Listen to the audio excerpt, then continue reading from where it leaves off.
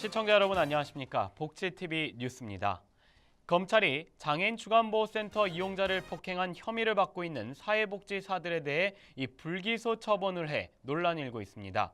장애인복지법상의 방임 행위의 성립 요건을 놓고 검찰과 장애계의 주장이 다른 상황입니다. 황현희 기자입니다.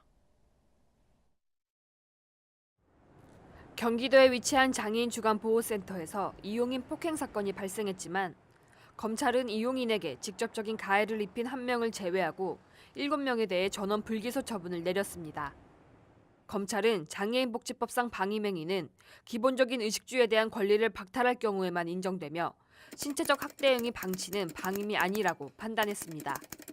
이에 따라 불구속 입건된 8명 중 방임 혐의가 있었던 4명은 방임죄 성립이 되지 않는 것인데요.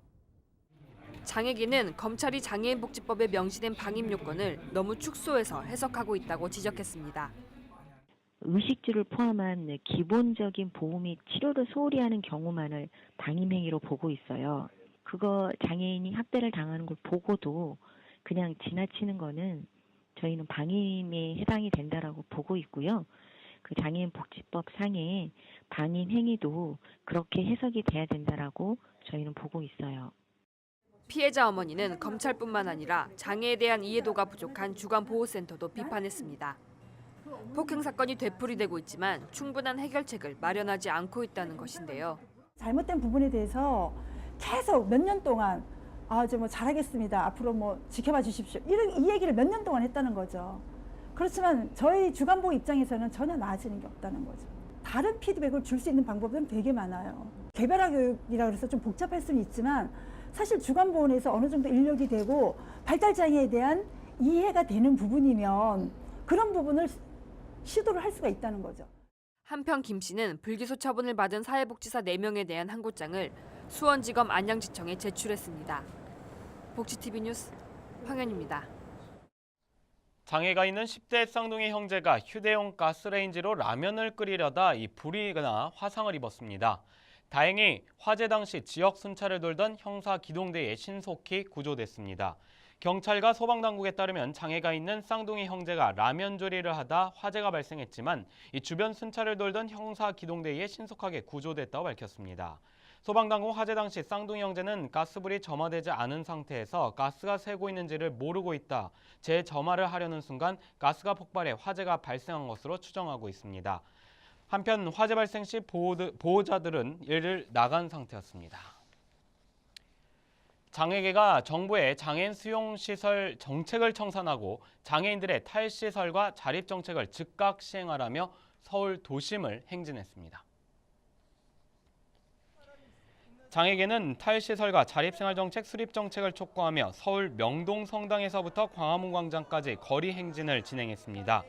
거리 행진에서 장애계는 끊임없이 반복되는 장애인 거주시설에서의 학대와 비리 사건에 정부가 미봉책으로 대응하고 있다고 비판했습니다. 특히 장애계는 행진 중간에 서울시청 앞에서 서울시는 시설 폐쇄가 아닌 시설 세탁으로 시설을 계속 운영하고 있는 마리스타의 집을 비판하며 마리스타의 집 승인 반대 기자회견을 가졌습니다. 전국 활동 보조인 노동조합이 정부와 활동 지원 기관을 규탄하는 기자회견을 열었습니다.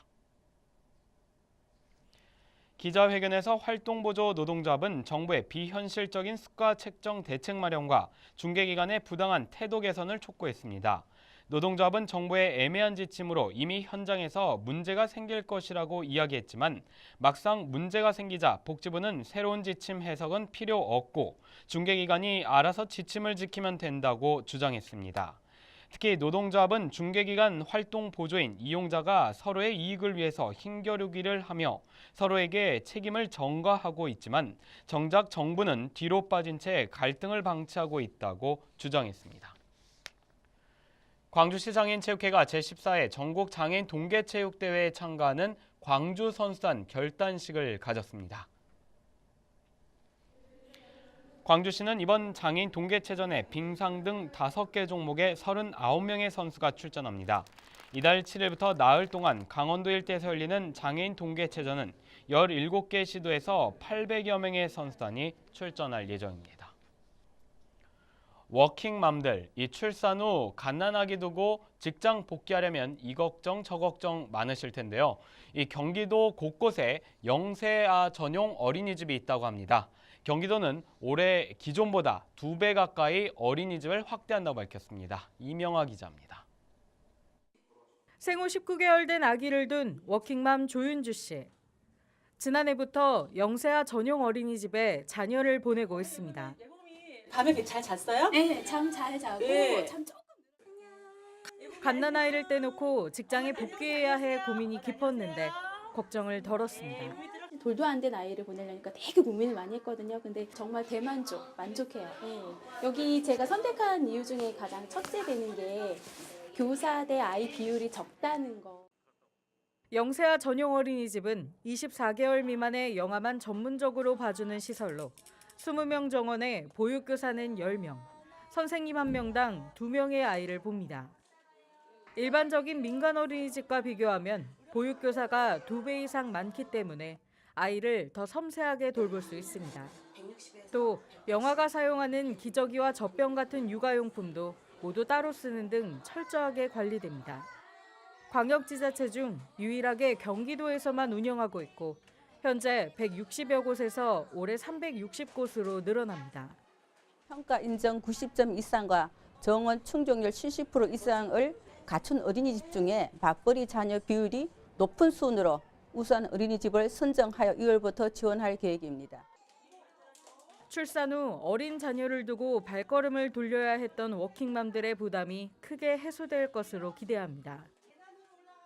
복지TV 뉴스 이명아입니다. 지난해 말 독감 의심 환자 수가 사상 최대를 기록하며 크게 유행했습니다. 새해 들어 조금 주춤하는 양상을 보이긴 했지만 아직 안심하기는 일러 보입니다. 다른 종류의 독감이 유행할 가능성도 있어 보건당국이 각별한 주의를 당부했습니다. 황현희 기자입니다. 지난해 독감 바이러스는 12월 셋째 주 1000명당 86.2명으로 사상 최대 의심 환자 발생률을 기록하며 빠르게 전파했습니다. 7세에서 18세 학령기 의심 환자 수도 1000명당 195명으로 치솟으며 역대 최고 기록을 세웠습니다. 하지만 최대 집단 감염지인 학교가 겨울방학에 들어가며 독감 의심 환자 분율은 5주째 감소했습니다. 그런데 독감이 주춤하는 양상을 보이긴 했지만 이번 주 각급 학교가 개학하는 만큼 학교와 가정에서 각별한 주의가 필요합니다. 특히 보건당국은 보통 A형 독감이 유행하고 나면 B형 독감이 뒤따른다는 점에 주목합니다. B형 독감의 경우에는 특히 이제 위장관 증상, 구토나 설사가 동반되는 특징이 있기 때문에 이게 이제 장염을 일으키는 노로바이러스에 감염된 것과 같이 오인이 될 수 있어서 감별 진단이 필요합니다. 보건당국은 사람이 많은 곳은 되도록 피하고 30초 이상 손 씻기와 기침 예절 지키기 등 예방 수칙을 준수할 것을 다시 한번 강조했습니다. 아울러 독감으로 진단받으면 적절한 치료를 받고 해열제 복용 없이도 24시간 동안 열이 나지 않는 것을 확인한 뒤 학교에 등교해 줄 것을 요청했습니다. 복지TV 뉴스 황현입니다. 혼사녀라고 들어보셨습니까? 이 혼자 사는 여자의 줄임말인데요. 520만 명에 달하는 1인 가구의 절반을 차지하는 혼사녀들은 여성을 노린 각종 범죄 위협에 시달리고 있습니다. SNS에는 관련 해시태그까지 등장했습니다. 이명아 기자입니다. 지난해 화제가 됐던 드라마 또 오해영의 한 장면입니다. 여자 주인공이 혼자 산다는 사실을 알게 된 음식 배달원이 갑자기 음흉한 짓을 저지르려 합니다. 이처럼 혼사녀들은 각종 범죄 위협에 시달리는 것이 현실. 최근 SNS에서는 이게 여성의 자취방이다라는 해시태그가 화제로 떠올랐습니다. 이 해시태그를 붙인 글에는 여성의 자취방에 대한 은밀한 환상이 아니라 새벽에 여성이 사는 집에만 도둑이 들었다 같은 피해 경험담이 올라왔습니다. 또 이웃 사람이 성범죄자였다는 글이나 데이트를 거절한 남성이 집 주소를 알아내고 스토킹을 했다는 등 자취 여성들의 생생한 증언이 이어졌습니다. 아울러 자취 지역을 고를 때 생활 안전 지도를 통해 치안 정보를 확인하라는 등 범죄 예방 방법까지 공유했습니다. 여성은 여성이기 때문에 취약하기도 하고 또 계층적으로도 낮은 위치에 있고 또 노동시장에서도 불안정한 상태에 있기 때문에 여성들이 사는 공간은 안전에 취약할 수밖에 없고요. 경찰과 지자체 등이 각종 여성 안심 대책을 내놓고 있지만 여성의 자취방은 여전히 범죄 공포에 시달리는 공간이었다고 여성들은 항변했습니다. 복지TV 뉴스 이명화입니다. 경상남도가 행정자치부가 주최한 제13회 대한민국 지방자치 경연대전 시상식에서 이 복지 서비스 부문 우수상을 수상했습니다. 경남도는 이번 경연대전의 복지 서비스 부문에 서민자녀 교육 지원, 환경관리 부문에 서민 환경정책으로 참가해 서민자녀 교육 지원 사업이 최종 선정됐습니다. 서민자녀 교육 지원 사업은 초중고생 학력 향상 지원과 서민자녀 장학생 장학금 지원, 대학 재학 시 쾌적한 숙식, 학습 환경 제공, 졸업 후 취업까지 연계한 4단계 교육 지원 사업으로 서민자녀 교육의 롤모델이 된다는 평가를 받았습니다. 수원시가 빈 사무실을 이용해 청개구리 연못이라는 청소년 전용 공간을 만들었습니다. 편안한 분위기 속에서 책도 읽고 놀이도 할 수 있는 곳인데요. 인기가 좋습니다. 정두리 기자입니다. 수원 시내도심 한복판에 있는 청소년들의 전용 공간, 청개구리 연못입니다. 청소년들이 자유롭게 놀 수 있는 공간으로 빈 사무실을 개조해 만든 겁니다. 책을 보거나 컴퓨터, 보드게임 등을 하면서 시간을 보낼 수 있고 간단한 식사와 음료까지 무료로 제공됩니다. 음악에 재능이 있는 청소년들은 악기를 연주하거나 노래를 부르며 자신들만의 끼를 발산할 수 있습니다. 학주실을 돈을 지불하고 이용을 했었는데요. 청소년 자유공간이 생긴 이후로는 예약만 하면은 무료로 간편하게 이용할 수 있어서 청개구리 연못은 어른들의 간섭 없이 자유롭게 이용할 수 있다는 것이 가장 큰 장점입니다. 정해진 프로그램이나 출입 제한도 없어 학교와 학원 외에 갈 곳이 없는 청소년들에게 포근한 쉼터 역할을 하고 있습니다. 학교 주변에는 놀거리가 많이 없는데 여기 오면 게임도 있고 노래방도 있고 좀 다양하게 공짜로 놀 수 있어요. 수원시는 상담사를 배치해 청소년들의 활동을 돕고 각종 상담도 해주고 있습니다. 도심의 그 빈 공간을 활용해서 어른들의 간섭 없이 아이들 스스로 그 취미 생활이라든지 문화 생활을 할 수 있는 그런 공간을 제공하기 위해서 수원시는 청소년들이 자유롭게 여가 생활을 즐길 수 있도록 청개구리 연못을 확대할 계획입니다. 복지TV 뉴스 정두리입니다. 계속해서 경기도 소식입니다.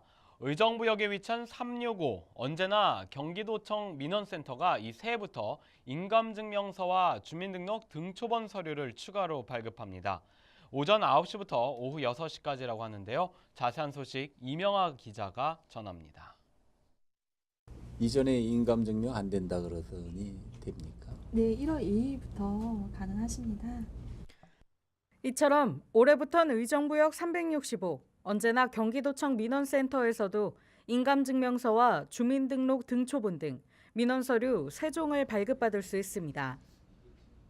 기존 서민금융 위주였던 업무가 1월 센터의 재개편을 통해 생활민원 업무 위주로 바뀌어서 앞으로 의정부 365 민원센터에서도 인감증명서를 비롯한 다양한 증명서를 발급받으실 수 있습니다.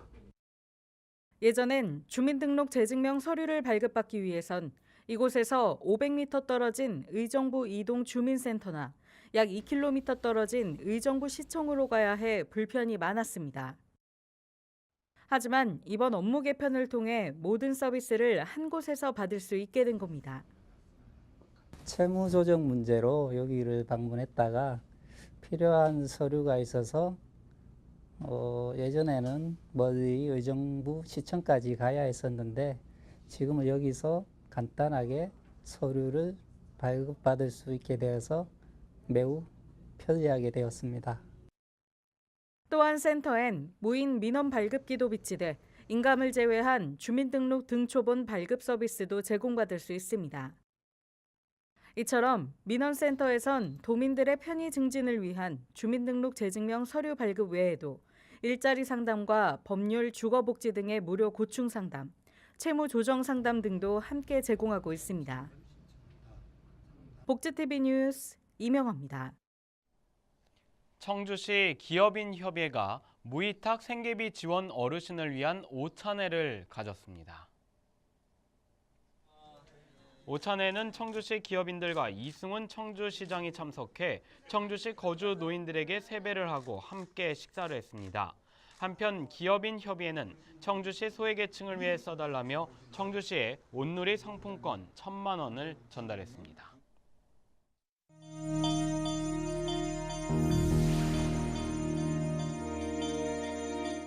이어서 간추린 뉴스를 전해드립니다.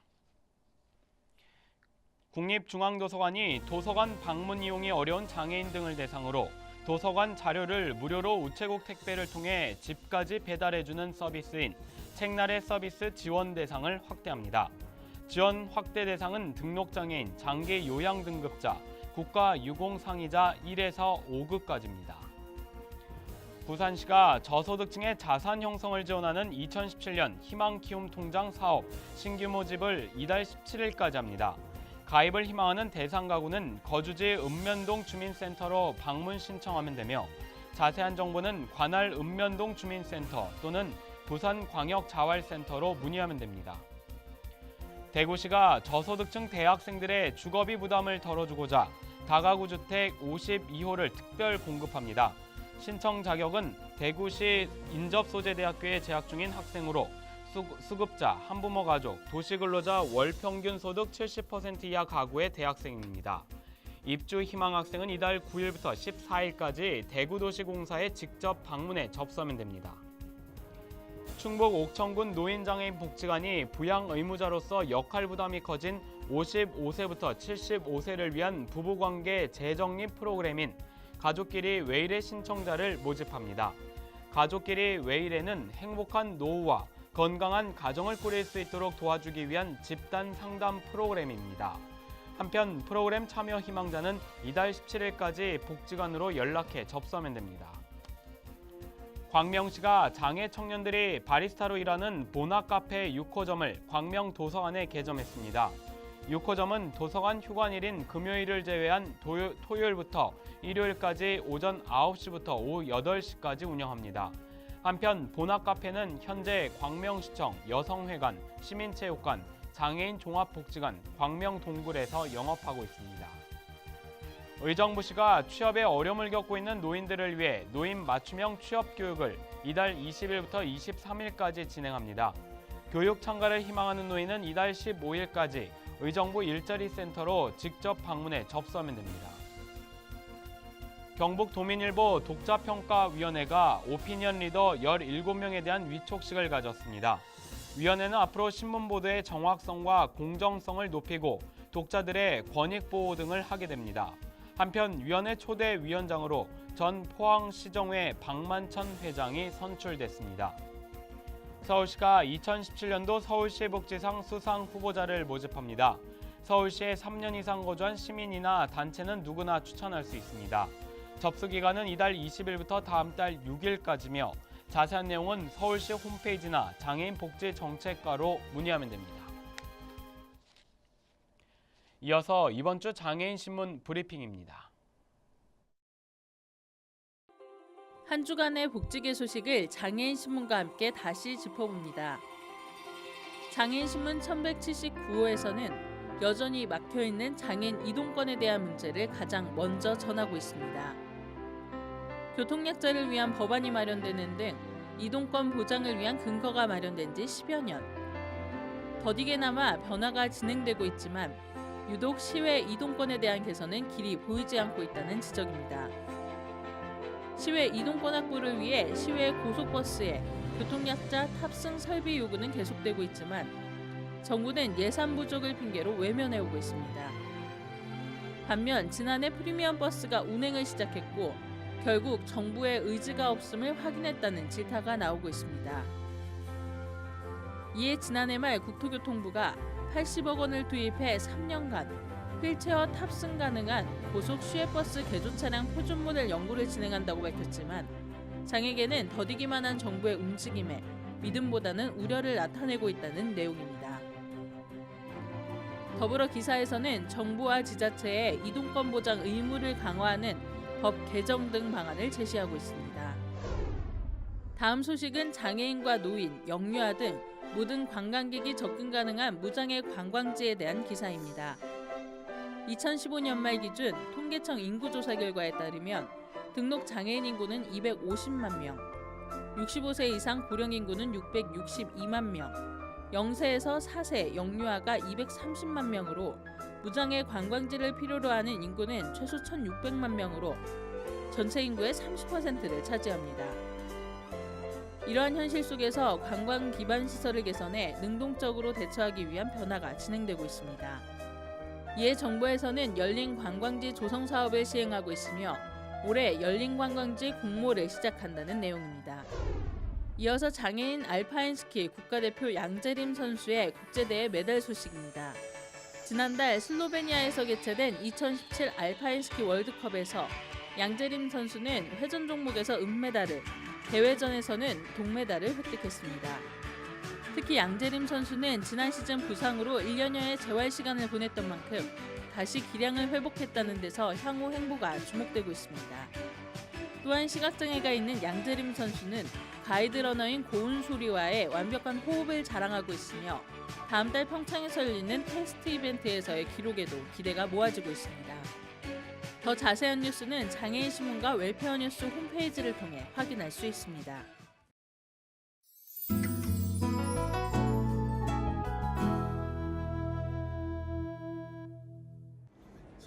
3년 전 납치된 아들 민우를 찾기 위해 고군분투하던 대호는 우연히 루시드 드림을 이용한 수사에 대해 알게 되고 루시드 드림을 통해 꿈속으로 들어가 납치범에 대한 단서를 찾고자 하는데 사라진 아들을 찾기 위해 감춰진 기억 속 단서를 쫓는 SF 스릴러 루시드 드림.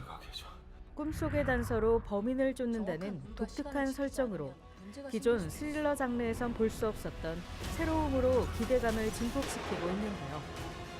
손에 땀을 쥐게 하는 긴박한 전개로 개봉 전부터 관심을 모으며 기대 속에 곧 관객들을 찾아옵니다. 그 사람 만날 수 있는 길이 꿈속밖에 없어. 위안부 피해자 문제를 통해 전쟁의 폭력성과 비인간성을 고발하고 그 속에서 살아남아야 했던 개인의 비극을 그린 작품 연극 하나코가 무대에 오릅니다. 대학로 공간아울에서 2월 7일부터 19일까지 공연되며 장애인 및 국가유공자 할인 혜택이 있습니다. 트로트계의 영원한 젊은 오빠 남진이 보다 화려해진 무대 매너와 젊은 열기로 팬들을 찾아옵니다.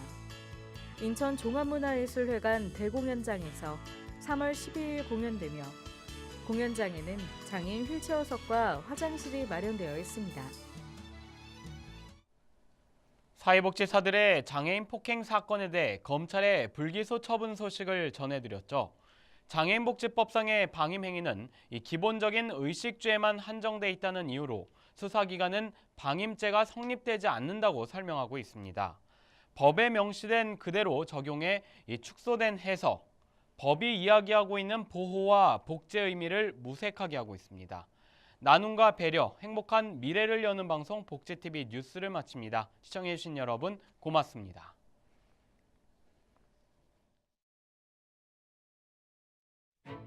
우리 주변에서 일어나는 불공정한 사례부터 억울한 사연, 따뜻한 미담까지 장애인 신문과 웰페어 뉴스 홈페이지를 통해 보다 다양한 소식을 접할 수 있습니다. 시청자 여러분의 제보를 기다립니다. 웰페어 뉴스 홈페이지 또는 전자우편, 전화번호 02-2655-9519로 많은 제보 바랍니다.